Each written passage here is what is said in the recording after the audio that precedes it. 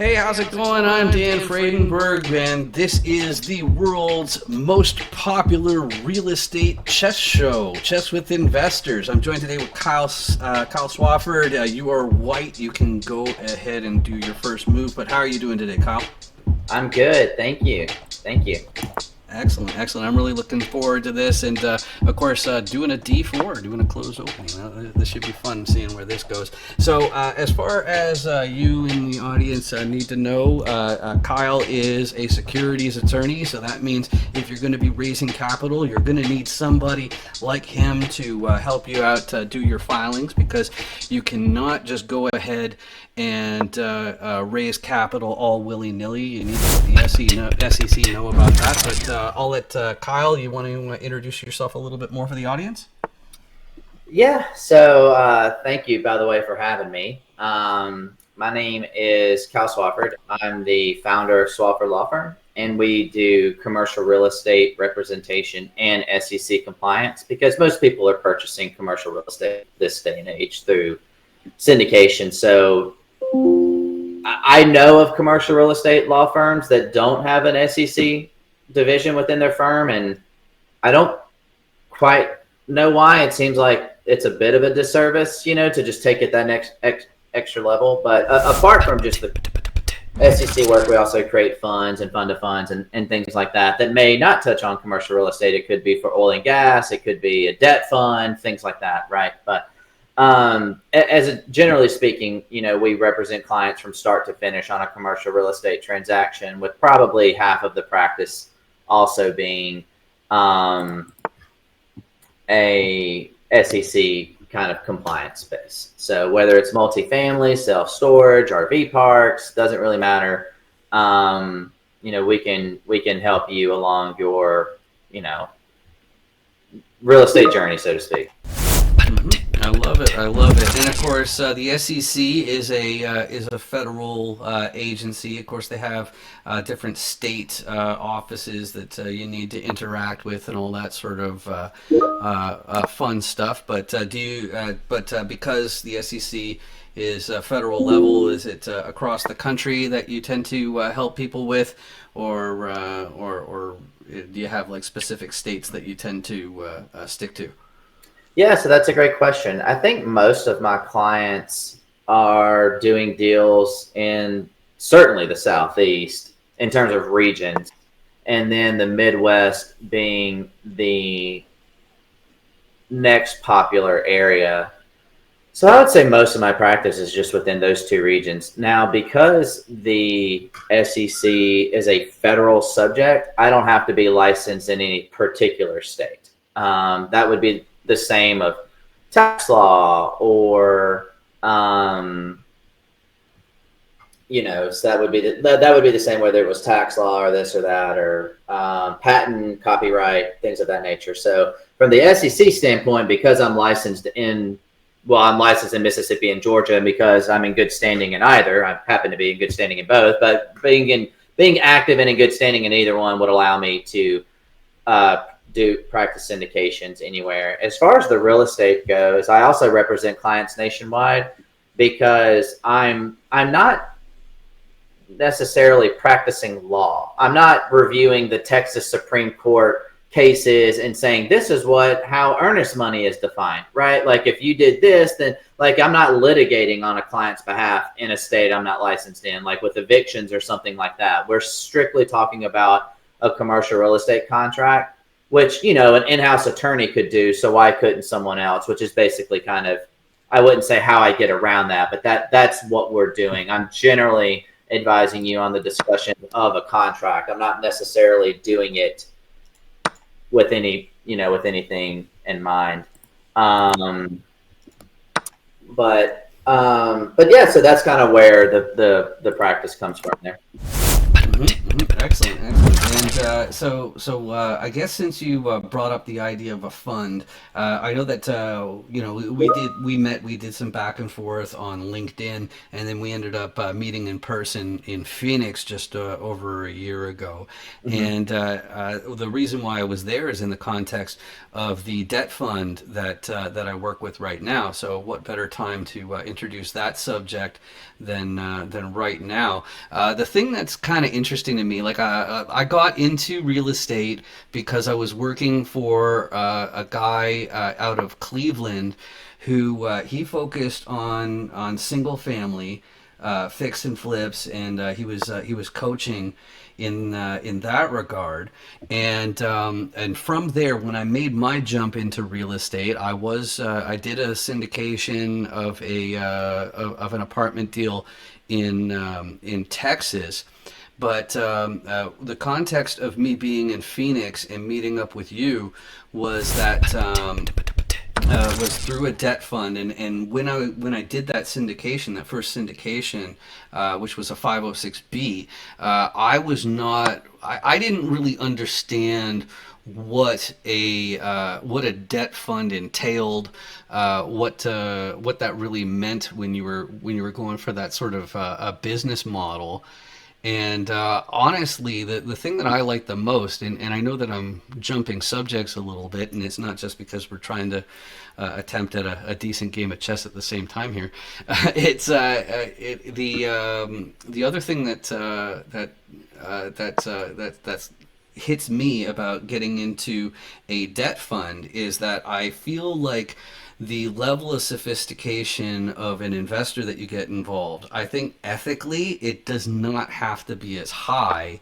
And that's the thing I like the most about it. Specifically, what I'm talking about is that I think you're doing somewhat of a disservice to people if you are offering a syndication of an apartment complex if they have no experience, knowledge, training in apartment complexes, commercial real estate, that sort of thing, and that's what's attracted to me. That's pretty an open starting point for a conversation. But what are some thoughts? What are some things? Like is that where you see the market going, or what comes to mind when I broach that subject? That's a really good point. I kind of agree on a couple of fronts with that. So, of all the funds that I see, I think from an operator standpoint, doing a debt fund is probably a more lucrative option, because now you obviously have to have your own borrowers, and I'll get to that in a second. But if you're doing a debt fund, typically what you're doing is you're offering liquidity. Usually you're probably doing house flips, short-term borrowers, 3 to 6 months, maybe no more than a year, God forbid 2, first position, junior position stuff, right? So you're typically more liquid, which any other syndication is not, right? That's locked up for quite some time.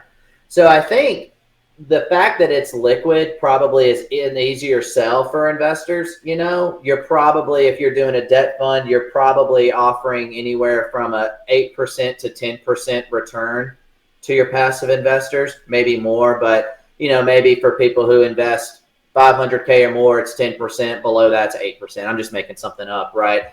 But you're lending that money out at 14% or higher. Right. And usually as the operator, you're keeping that spread and you're charging points to the borrower. You're probably not charging a lot of fees to your investors, maybe a 1% capital placement fee, but I don't even see that often because it's really enticing to investors. I'm not paying any fees. I'm liquid. I just need to give you 90 days notice kind of thing, and I can get in and out. That's pretty enticing.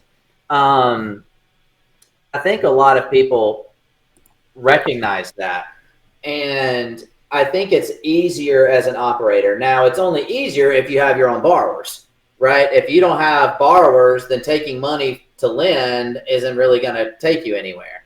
So you need if all things were equal, if somebody said I want to be a professional syndicator, I'll figure it out. But where do you think I should start? I would say I would probably look into I would probably look into doing a debt fund now.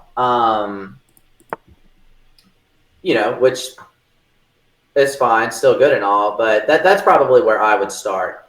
Now, I think it's all relative is the main point, right? Like for someone who, doesn't know the borrowers, but they really know commercial real estate, well, then they're going to be more successful with the apartment syndication or things like that. So I think it's completely relative to the operator. One last thing I will add to that, though, is how do I want to say this? The debt fund, I don't know. Again, all things being equal, I would probably try to shoot for the debt fund, but I can appreciate where some people would find that difficult to do.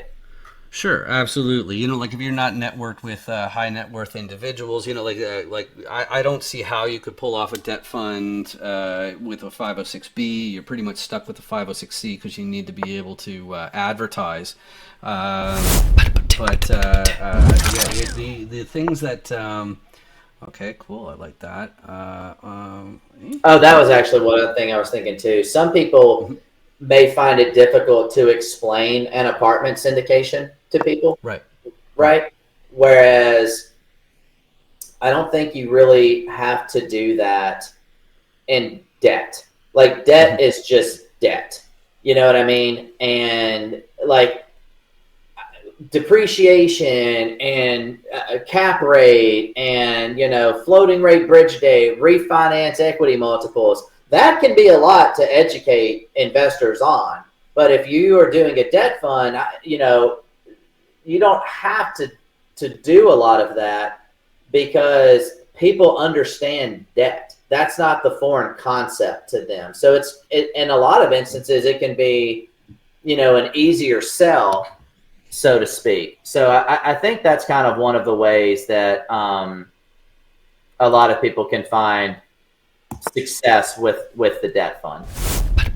Yeah, I agree. I think that you definitely hit the nail on the head. And just to flesh out a few more of those ideas there, one of the things that is on my mind first and foremost when I'm talking about the complexities, the moral obligation to that's beside the legal aspect of making sure you have sophisticated investors, which is of course important if you're doing a 506B and you're taking non-accredited investors. The thing that's on my mind is like, what are those things that can, cause pause distributions? One of them would be, like taxes going up.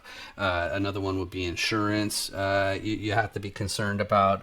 There are lots of different ways that you can basically find yourself in trouble in terms of the in terms of the underwriting assumptions and just be blindsided as an investor. So those are the things. Well, and K1 prep is probably easier in a debt fund too, right? Because the only income the fund has is interest income, and you're only getting a pref if it's paid out. So I mean, the tax return prep on a debt fund, I would think, I haven't seen all the sides of this, but I would think that would be a lot easier too. So that, maybe that's another thing to think about. So good thing chess isn't a distracting game, though. No, we're trying to do a podcast, right? This is no, I like it. I like it. It's fun. Yeah. I was mentioning before the show, before we started recording, that one of the key points that that brought me to this idea is that I find it's difficult to have the opportunity to both be genuine and show off a little bit of humanity when it comes to podcasts in general. I find like even if you are discussing something near and dear to your heart, something very personal. Like I like to make the joke about when you were 8 years old and your bicycle was stolen or something something like that. It's really easy to seem rehearsed or whatever, and when you're distracted like this, I think it's a completely different deal. What are your thoughts? This type of podcast. Yeah, this type of podcast, or like, what are your experiences with other podcasts? I know we're mutual This one's friends as well. definitely unique, and I like that. I think a lot of times when I come on, it's mostly for like an educational play. So I don't, I don't know that a lot of times my personality shines through as much because I've always thought of myself as Kyle. I'd never really wanted to be thought of as an attorney. Hmm. I remember the reason for that being I remember being in law school and my had some buddies. I wasn't in there yet. They had just finished their first year, and we were going out to a bar. And I don't know, I was like talking to a girl or something like that. And I remember one of, like to this day, I remember one of them going, "Oh, you didn't mention that you were in law school." And I was like, "Right." And they're like, Yeah, "Man, you got to do that, girls really like that." I won't say what they really said, but it was something to that effect, right? hmm hmm And I was like, I've never really had a problem with talking to women, so I don't think I don't know that I need to start now with that. But yeah, I always thought that was you know, a fun comment to say the least. yeah. I like that. Yeah. You have no shortage of game. Is Well, it was so much. It wasn't even so much that. It was just like, oh, well, I've never really had that problem. And then later on throughout the night, I was seeing them like, oh, I'm a 2L, or I'm in this, or I'm in, and like they couldn't start a conversation with someone without mentioning they were in law school. And I was like, oh my god, like, is this what I'm Mhm. going to become? And from that moment on, I was like, I never, want to be associated in that way with, kind of being in law school like that. So, um, Yeah. definitely glad I avoided that, I think. Yeah, it's funny. So before I got the Chess with Investors, and even before I started doing the Chance Encounters, which is I've interviewed roughly 400 different commercial real estate investors as part of that show, and one of the things that was behind the scenes that I wouldn't really reveal too much to the audience was that I was really doing my due diligence in vetting these different real estate professionals, and also at the same time finding out, it's like, so what exactly do you do in these deals, or what is it that you're expecting to do in these real estate deals? And before that, I had a series called "Figure It Out" in a dream job interview series where anybody who had an enviable job, it was really designed for anybody who is expecting to do a career shift. I know a lot of people do career shifts into law even when they're in their 30s or even 40s. I've seen people do that sort of thing. But one of my guests was a lifelong. That's kind of fun. So was a lifelong comedian, stand-up comedian, That's fun. and yeah, and he, I shouldn't say picked on the type of person that you're describing, but he definitely mentioned a little anecdote about somebody who went into a clothes store and said, "Do you have anything to wear on stage?"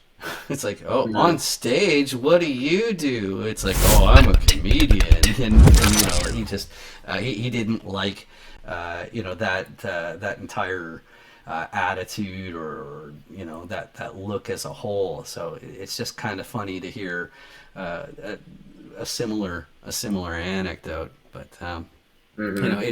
it's funny. You don't get a lot of people flexing about being a CRM person or whatever, but Right. it actually it does remind me, however, of there was let me see here. So I think I'll do this way then.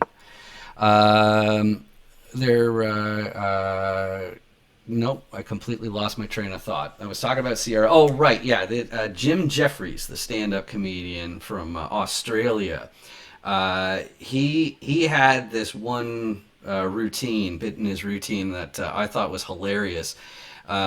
He said that he was addressing the fact that when a woman is promiscuous, it's frowned upon, but when a man is promiscuous, it's completely revered, or whatever you want to call it. It's just not it's not treated the same way.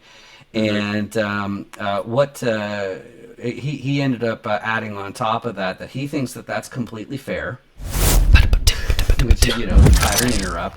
But the way that he continued was saying that if you want to be a guy and be promiscuous, you have to have like good hygiene, a fake job. And the fake job, like I've been bugging people in commercial real estate that it's like, oh yeah, commercial real estate investor. That's a good fake job right there. Right. But let's see here. Okay, so this is getting real here. My sloppy play is definitely getting punished a little bit here. Um, so if I go there, I can do that. Well, I And was helpful enough to leave some pieces hanging earlier, so. right, true enough. So I think I am gonna go here though, because that's not, yeah, that's not main one. So oh right, yeah, yeah, okay. I need this one. Okay, so now I can open up with. Do I have some sort of combination with that? I probably do. I can start off with that. Now you have that, which is not so great. I think I'm gonna go. There you have check as well. Oh, but that's pinned. Okay, yeah. So let's do this to stave off your ability to just go to F8 with that queen of yours. But there you go. Yeah. So this is loads of fun. So when you're not playing chess and you're not practicing law, what's your idea of a good time there, Kyle? I like to play golf when I can. Currently, I have a 2.5-year-old and a half-year-old, so they can, I'm lucky if I can ever play golf, right? Because, after my wife, she doesn't, she doesn't work anymore. She's an attorney too. We actually met when I was getting my tax LLM, and she was in law school. Mm-hmm. Um, but I'm lucky if I, after a work week, on the weekend, she can finally get some help. So it's going to be a tough sell for me to go, hey, can I go play golf with friends or strangers for, you know, 6 hours? That's not going to be an easy sell there. True Um, enough. so there's that. But I do like golf, maybe the occasional happy hour or something like that. But those are I recently got into pickleball, and by that I mean I played one time and it was really fun. So, I'd like to see how that develops for sure. Mm-hmm. Mm-hmm. Yeah, I haven't tried that yet. It hasn't, to my knowledge at least, it hasn't made its way up north of the border here quite yet. Anyway, Hmm. so if I do that, then I got that. I know I have a repetition I can do. Is that really how I want to play it though? Oh, actually, or I could do that, which is a little bit scarier for you, I think. Yeah, alright, let's try that.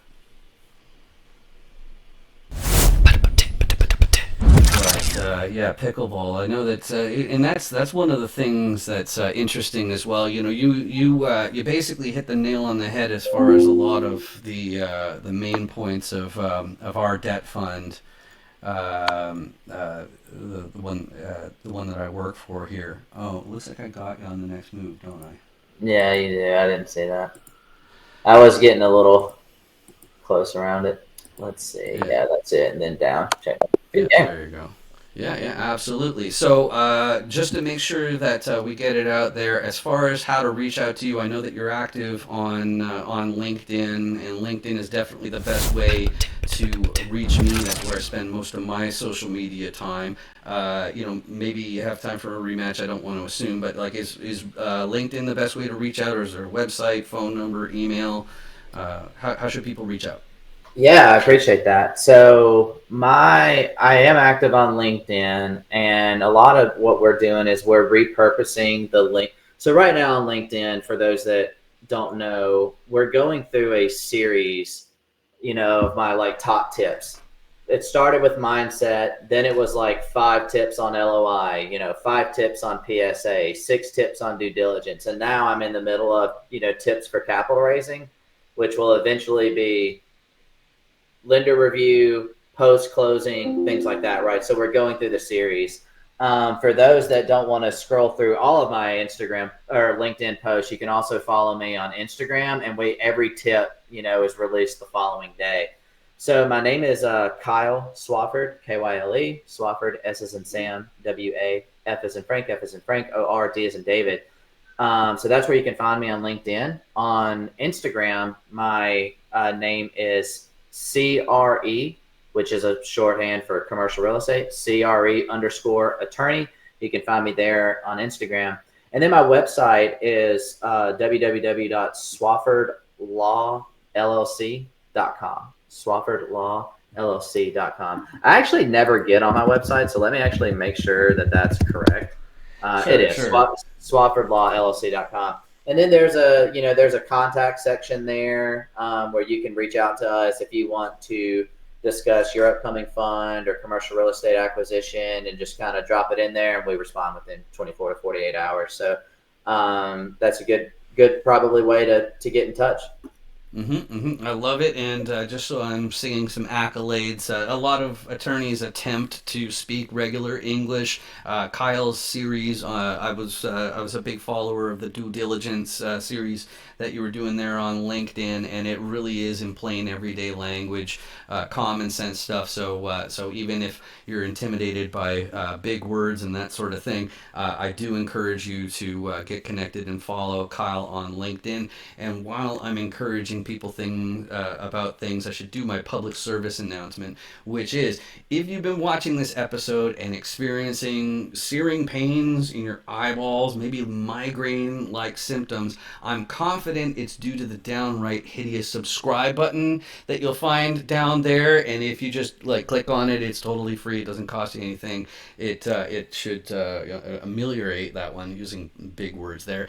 Full disclosure, I want people to hit the subscribe button so those deadbeats at YouTube actually start paying for these videos instead of me. I think that would be fantastic. And the trade-off to use my videos, like other episodes of Chess with Investors, might show up on your list of suggestions. You can feel free to disregard those suggestions if you want. Quite frankly, I just appreciate the fact that you spent this time with me. Just like Kyle, I appreciate you joining me today. This has been fantastic.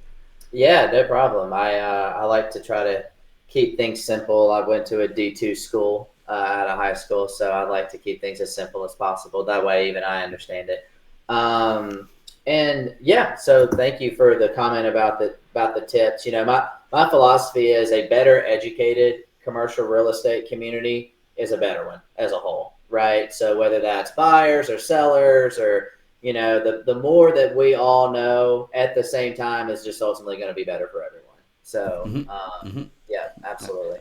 Yeah, I completely agree, and I don't think if you're in this circle, you'll definitely know that there was a peak over COVID as far as commercial real estate goes, and a little bit of a dip, which is usually a big sign that it's time to rebalance. Excuse me, rebalance your portfolio. Take a look to diversify outside of stocks, and maybe take another look at real estate. And honestly, like on that subject of educating people about real estate and commercial real estate specifically, I really don't like how so many people were taken advantage of during the real peak. People saying, oh, get one deal and it'll replace your entire income. It's like, well, it replaces like one person's annual salary among the GP team, but then when you're splitting it 5 ways, 6 ways, or something like that, it's a little bit disingenuous. So yeah, I absolutely agree, and I think you're doing a great job of helping people out in that way. Yeah, a lot of those coaching programs became very predatory. I I have seen people come out of those programs that I've realized, this person should be in commercial real estate right now.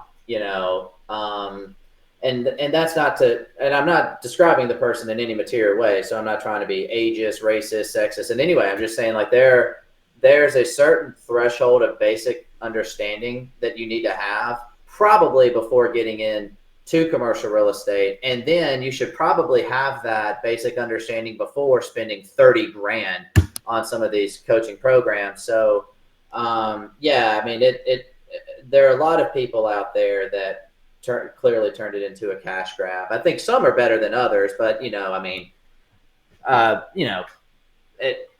people, some coaching platforms certainly need to up their game, to say the least, I think. Yep, I agree. Well, thanks again for joining us today, Kyle, and thank you for watching. We'll see you Absolutely. next time. Thanks, Ed. Awesome. Does nothing but put more money in the pot. Right. If we talk about just the investor side, I mean, Shane talked about the sponsor side a little bit. I'll talk about the investor side. Okay, so you want the most money in terms of return with the least risk. All right, you want to do it yourself? You can go get 13 or 14%. You're going to do all the underwriting. It's not going to be passive. If you bet, probably not. I think I'd have to bet at least 2,500 before they fold. And the pot is 4,000. 4,000. Yeah, I think you're right, but I'd rather just check.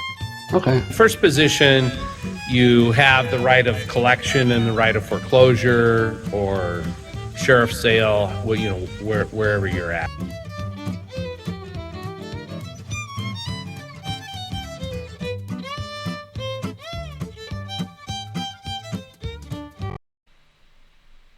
Oh, hey there. I hope you enjoyed the show. And if you are into chess, if you play chess and you're an investor of some sort, real estate or otherwise, well, you can be on the show too. I know, right? All you have to do is connect with me on LinkedIn. My name's Dan Fradenburgh, so I'm super duper easy to find on LinkedIn, where I spend most of my social media time. But if you're one of those people who just don't play chess, don't pay attention to him. I don't judge. All you have to do is go to dandoesdeals.com and you'll find the Chance Encounter series, where you're welcome to be a guest on it, where you can share your core competencies that you're likely to contribute to a GP team or a JV. You don't have to be doing syndications. And we'll talk about your buy box and stuff like that. It's easy peasy. It's like 15 minutes long to record, and there are no real fastball questions. Just tell the truth and everybody will be fine. And if that's not really your thing, dandoesdeals.com, it also has the way to meet more, join more people, add more people to your investor list, your different deal sponsor operators and KPs and passive investors, all that kind of stuff. I'm probably repeating myself, but I'll give you the rest of your day. I appreciate you watching Chess with Investors. See you next time. Bye.